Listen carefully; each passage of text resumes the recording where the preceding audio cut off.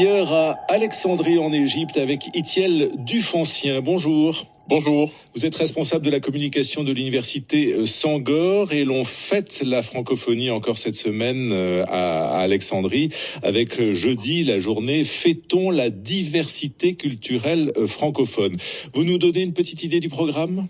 Alors, Fêtons la diversité culturelle francophone, donc un événement que l'université Senghor organise en partenariat avec l'AUF. Le programme sera riche en prestations artistiques, mots de bienvenue également, beaucoup de slam également, danse traditionnelle, beaucoup de théâtre. Donc, en gros, c'est vraiment une journée qui sera chargée où on va donner la parole à ces jeunes, vu que le thème de cette édition de la francophonie est placé sous le thème général de la jeunesse. Donc, on va donner la parole à la jeunesse et il y aura pas mal de prestations qui vont meubler cette journée-là. Alors, ce n'est pas tant la langue française que vous saluez, mais plutôt les 1001 manières de faire avec, de créer. C'est bien ça ? Exactement. Et donc, la force de cette journée sera la plus-value que chaque jeune saura ou pourra ajouter, pourra apporter.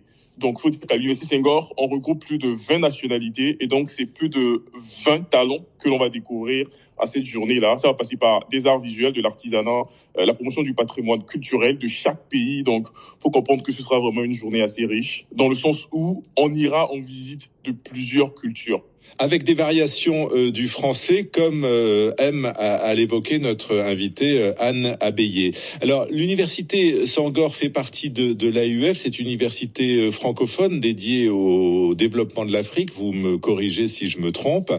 Cette diversité, elle est présente dans l'enseignement ? La diversité de l'université Senghor, c'est à 3 différents endroits, c'est-à-dire qu'on a une diversité dans le corps professoral, une diversité au niveau des étudiants qu'on recrute, parce que comme je l'ai dit, on a plus de 20 nationalités, entre 20 et 25. Et le troisième volet, c'est une diversité au niveau du personnel recruté. Donc, effectivement, comme vous l'avez dit, l'université Senghor forme des cadres et la mission, c'est de préparer des cadres compétents, responsables, créatifs et engagés à agir pour le développement durable de l'Afrique et de Haïti. Mais ça ne parle que français dans les amphis comme dans les couloirs, ou on peut entendre de l'anglais, du wolof ou du créole ? Alors, c'est d'abord le français, parce que pour être admis en tant qu'étudiant ou même en tant que prof, il faut d'abord parler français, avoir un certain niveau, c'est ça la base. Mais vu qu'on est plusieurs cultures, et donc la francophonie, c'est aussi la promotion de ces différentes cultures-là, de ces différentes richesses qui font l'organisation, qui font l'institution. Donc oui, de temps en temps, on entend du wolof, on entend de l'évé, on entend du fon, on entend beaucoup d'autres langues également. Et toutes ces langues vont venir enrichir la grande famille qu'est la francophonie. Merci beaucoup Itiel Dufoncien et bonne journée donc jeudi avec cette diversité culturelle francophone. Merci.